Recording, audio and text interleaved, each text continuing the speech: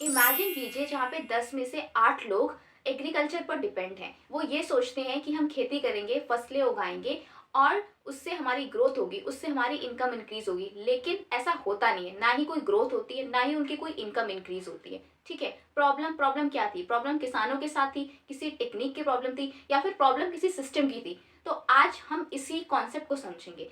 Hello learners, welcome to eco way with Anshu. आज की इस वीडियो में हम क्लास 12 की इंडियन इकोनॉमिक डेवलपमेंट का फर्स्ट चैप्टर कॉलोनियल रूल में दिए गए सेकेंड टॉपिक एग्रीकल्चर को समझेंगे। ठीक है, जानेंगे कि ऐसा क्या था कॉलोनियल टाइम पर, कॉलोनियल रूल के टाइम पर, कि हमारा जो एग्रीकल्चर सेक्टर था वो बैकवर्ड और स्टैग्नेंट हो गया था।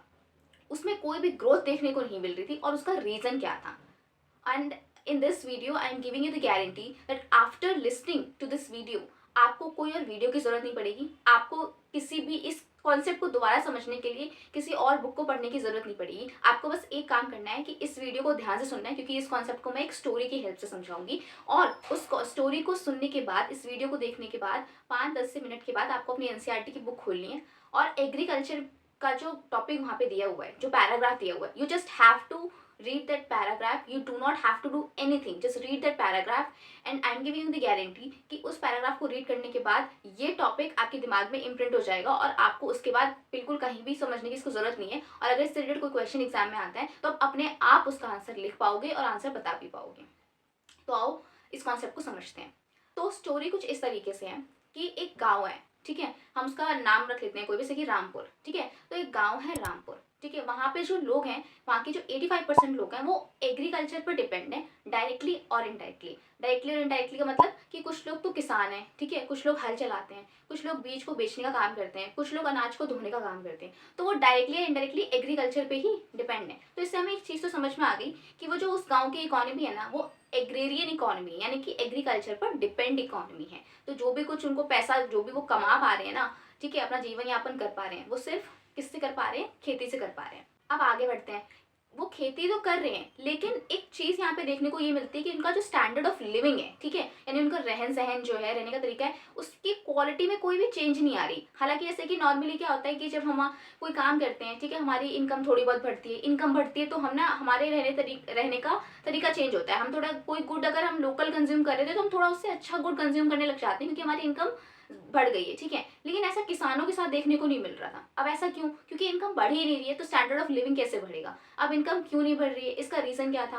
तो इसका रीजन ये था कि किसान फसलें तो उगा रहा था, लेकिन जो एग्रीकल्चर प्रोडक्टिविटी थी ना, वो बहुत ही ज्यादा लो थी। अब लो क्यों थी? अच्छा, यहीं पर आपको आपकी बुक में ये लिखा हुआ देखने को मिलेगा कि ग्रोथ तो थी थोड़ी बहुत, ठीक है, लेकिन एग्रीकल्चर प्रोडक्टिविटी बहुत लो थी। तो अब आपके दिमाग में एक क्वेश्चन आएगा कि जब ग्रोथ दिखाई दे रही है सेक्टर में, तो एग्रीकल्चर प्रोडक्टिविटी कैसे कम है? तो इस कॉन्सेप्ट को यहाँ पे समझ लो, जिससे कभी भी ना मुश्किल होगी समझने में।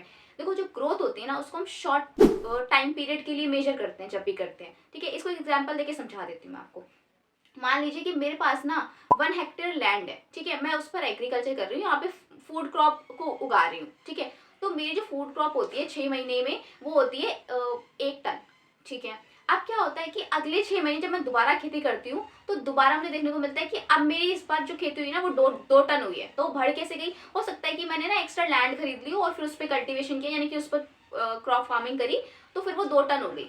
ठीक है, तो यहाँ पर क्या देखा कि ग्रोथ तो हुई कि वो ना 1 टन से 2 टन तो मेरा प्रोडक्शन हो गया, लेकिन जितनी लैंड उस टाइम पे मेरे पास थी, ठीक है, उस कैलकुलेशन के अकॉर्डिंग मुझे तो 5 टन का प्रोडक्शन करना चाहिए था। मतलब 5 टन मेरी फूड क्रॉप मुझे होनी चाहिए थी, मेरे पास उसका प्रोडक्शन होना चाहिए था, लेकिन उतना नहीं हुआ। यानी कि एग्रीकल्चर प्रोडक्टिविटी नहीं हुई, जितनी होनी चाहिए थी उतनी नहीं हुई। तो ये इसका सिंपल सा मतलब है कि ग्रोथ तो हो गई 1 से 2 टन, ठीक है, लेकिन जितना होना चाहिए था भाई, 5 टन तो मुझे प्रोडक्शन करना चाहिए था, लेकिन वो नहीं हो पाया। तो इसीलिए कहा गया कि वहां पर ना उस टाइम पर उस गांव में ग्रोथ तो देखने को मिल रही थी, लेकिन एग्रीकल्चर प्रोडक्टिविटी बहुत ही लो थी। और एग्रीकल्चर प्रोडक्टिविटी लो थी और ग्रोथ इसलिए देखने को मिल गई क्योंकि ना उनके पास जमीन ज्यादा थी। कुछ लोगों के पास जमीन ज्यादा थी तो वो ज्यादा प्रोड्यूस कर पा रहे थे, लेकिन उतना भी नहीं जितना उन्हें करना चाहिए। अब इसका रीजन क्या है कि जब भाई आप बोलोगे कि मैम इतनी बड़ी लैंड है, इतनी अच्छी लैंड है, तो अच्छे से क्रॉप उगाओ ना, किसानों को ये करना चाहिए। तो बेटे प्रॉब्लम यहाँ पे ये थी कि उस टाइम पर ना ही उन्हें कोई नई टेक्निक के बारे में पता था, ना ही कोई टेक्नोलॉजी के बारे में। और फर्टिलाइजर का तो आप ये मानिए कि बिल्कुल ही एब्सोल्युटली जीरो यूसेज था। ठीक है, उन्हें इस बारे में कोई जानकारी नहीं थी।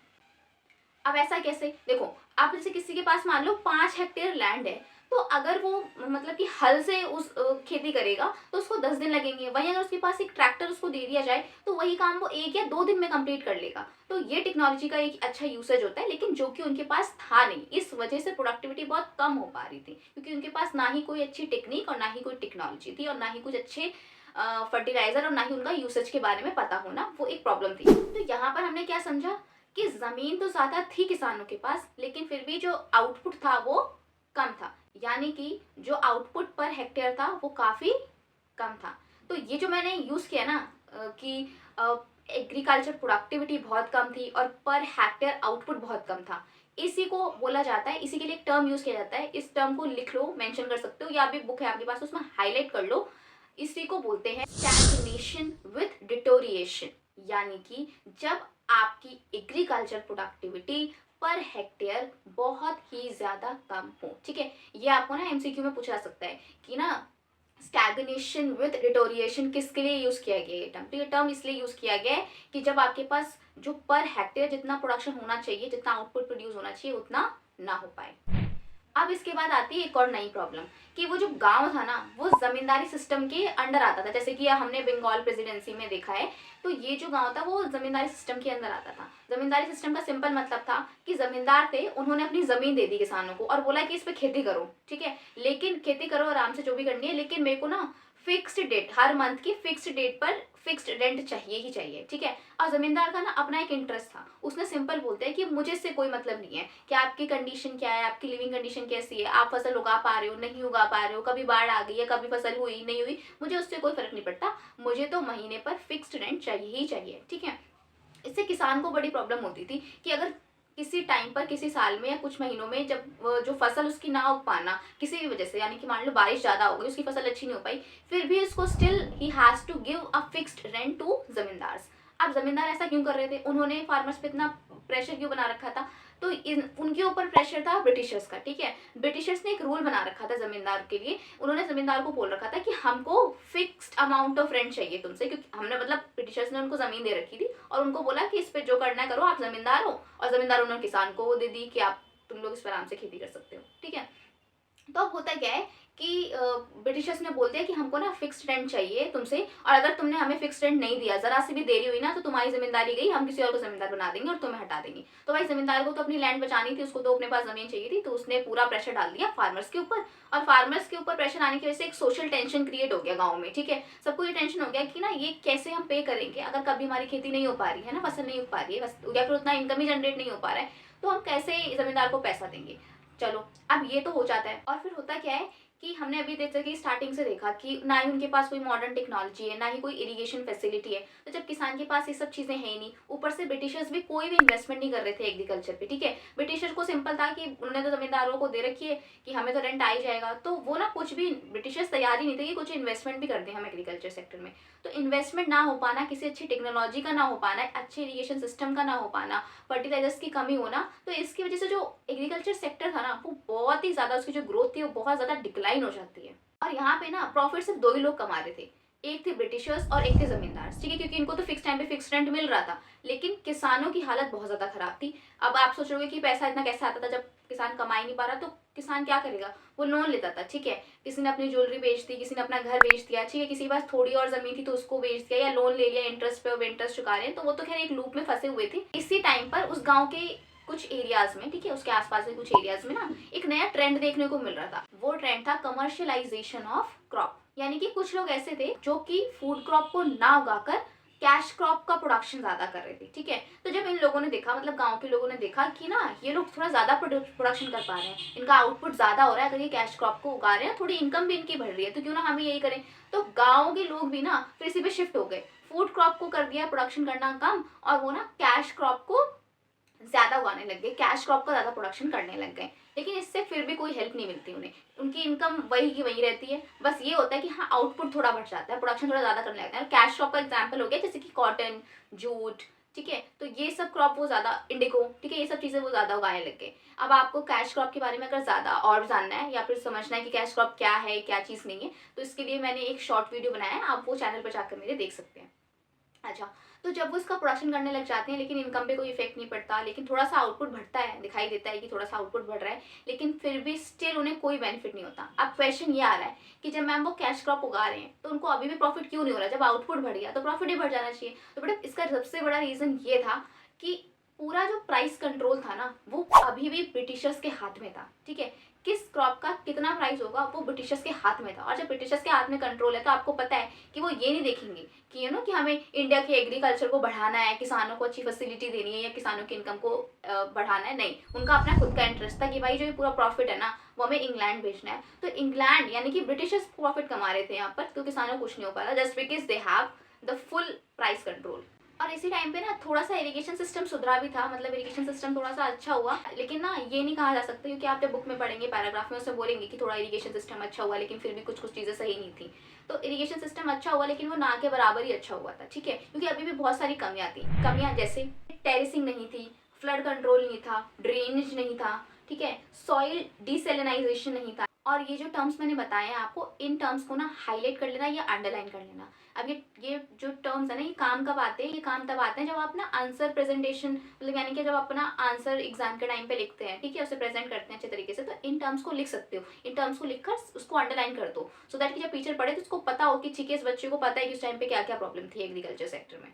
और ना फिर अब इसका रीज़न क्या निकल कर आया कि इतना सब कुछ था, इरिगेशन सिस्टम थोड़ा अच्छा हुआ, लेकिन बाकी सब चीज़ें अभी भी प्रॉब्लम थी ही, ठीक है, बाकी सब चीज़ों में अभी भी प्रॉब्लम थी। तो इसकी वजह से क्या हुआ कि जो एग्रीकल्चर सेक्टर में जो इन्वेस्टमेंट थी ना, वो स्टाफ्ड रहेगी। स्टाफ्ड मतलब कि जब हम ना बहुत ज़्यादा भूखे रह जाते हैं, हमें खाने के लिए कुछ नहीं मिलता, तो ऐसे उस टाइम पे एग्रीकल्चर सेक्टर की हालत कुछ इस तरीके से थी कि एग्रीकल्चर सेक्टर में कोई भी इन्वेस्टमेंट नहीं किया जा रहा था। ब्रिटिशर्स कोई भी इन्वेस्टमेंट करना ही नहीं चाहते थे।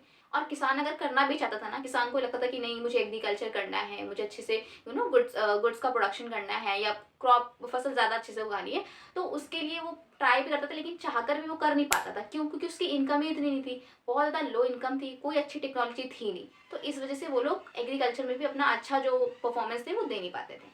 तो यही थी एग्रीकल्चर सेक्टर की उस टाइम पे हालत, ठीक है। तो अब इस स्टोरी को ना एक बार पूरा कनेक्ट कर देते हैं एक बार में, और फिर आपको समझ में आएगा कि बहुत ही सिंपल है कि एग्रीकल्चर सेक्टर की हालत क्या थी उस टाइम पे, इतना बैकवर्ड क्यों था, इतना स्टैग्नेंट क्यों था। तो सिंपल था कि लोग थे, 85% लोग जो थे वो एग्रीकल्चर पे डिपेंड करते थे, डायरेक्टली करते हो चाहे इनडायरेक्टली करते हो, एग्रीकल्चर पे ही डिपेंड करते थे। लेकिन बहुत ज़्यादा टेंशन थी, इनकम अच्छी नहीं थी, ग्रोथ अच्छी नहीं थी, एग्रीकल्चर प्रोडक्टिविटी बहुत ज़्यादा लो थी। उसका रीज़न था ज़मींदार, और ज़मींदार ने बोला था हमें फिक्स रेंट चाहिए, और ज़मींदार को प्रेशराइज किसने किया हुआ? ज़मींदार ने फार्मर्स को प्रेशराइज किया हुआ था, वहीं पर ज़मींदार को ब्रिटिशर्स ने प्रेशराइज किया था। ब्रिटिशर्स ने रूल बना रखा था कि उन्हें फिक्स टाइम पर फिक्स रेंट चाहिए ही चाहिए, वरना वो जमींदारी ले लेंगे, ठीक है। अब इसके बाद क्या होता है, ना ही ब्रिटिशर्स कोई एग्रीकल्चर में सेक्टर में इन्वेस्टमेंट करते हैं, ना ही कोई अच्छी टेक्नोलॉजी का इंट्रोडक्शन करते हैं, जिसकी वजह से फार्मर की हालत बहुत ज़्यादा खराब हो जाती है। वहीं फार्मर को दिखाई देता है कि कुछ लोग हैं किसी एरिया में जो कमर्शलाइजेशन ऑफ क्रॉप जहाँ पर हो गया है, जहाँ पे कैश क्रॉप्स का प्रोडक्शन किया जा रहा है, तो सोचते हैं ठीक है हम भी शिफ्ट करते हैं, फिर वो कमर्शलाइजेशन ऑफ क्रॉप्स की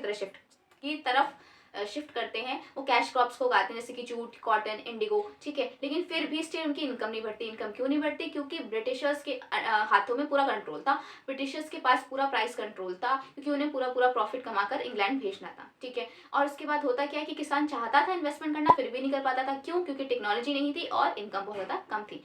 तो ये जो हमने कहानी सुनी ना, एक गांव की, रामपुर की, तो ये कहानी किसी रामपुर गांव की नहीं है, ये कहानी है हमारे इंडिया के कॉलोनियल रूल की कहानी, ठीक है। कि उस टाइम पर जब कॉलोनियल रूल था ना इंडिया पे, तो एग्रीकल्चर सेक्टर की क्या हालत थी। तो अब जो रामपुर गांव की पूरी कहानी सुनी है, वहां से रामपुर गांव हटा दो और इंडिया को वो लेकर आ जाओ कि इंडिया की ये पूरी स्टोरी है। इंडिया में उस टाइम पे यही चल रहा था, 85% लोग एग्रीकल्चर पे डिपेंड थे, और ये सब चीज़ें उनके साथ हो रही थी अंडर कॉलोनी। और ना एग्जाम में एक चीज़ आप और मेंशन कर सकते हो कि प्रॉब्लम ये नहीं थी कि इंडिया के लोग काम नहीं करना चाह रहे थे, ठीक है, या फिर ऐसा नहीं था कि ना उनका मन नहीं था कि हम ज़्यादा प्रोडक्शन करें या नहीं करें। उनका सब कुछ करने का मन था, वो सब कुछ करना चाहते थे, लेकिन फिर भी still they are not able to do that, क्योंकि प्रॉब्लम उसकी ये थी कि उनकी इनकम अच्छी नहीं थी, और दूसरी चीज़ प्रॉब्लम उनकी नहीं थी, प्रॉब्लम थी सिस्टम की, क्योंकि सिस्टम उनका साथ ही नहीं दे रहा था उस टाइम पे, ठीक है। सिस्टम की तरफ से कोई भी रिलीफ या कोई भी हेल्प नहीं थी, ऊपर से जमींदार और ब्रिटिशर्स ने अपना प्रेशर बना रखा था। तो ये था एग्रीकल्चर अंडर कॉलोनियल रूल। तो आगे की कॉन्सेप्ट को, जो आगे का टॉपिक है, उसको हम नेक्स्ट वीडियो में समझेंगे। And if this video helps you, please share with your friends, and please like, share, comment and subscribe.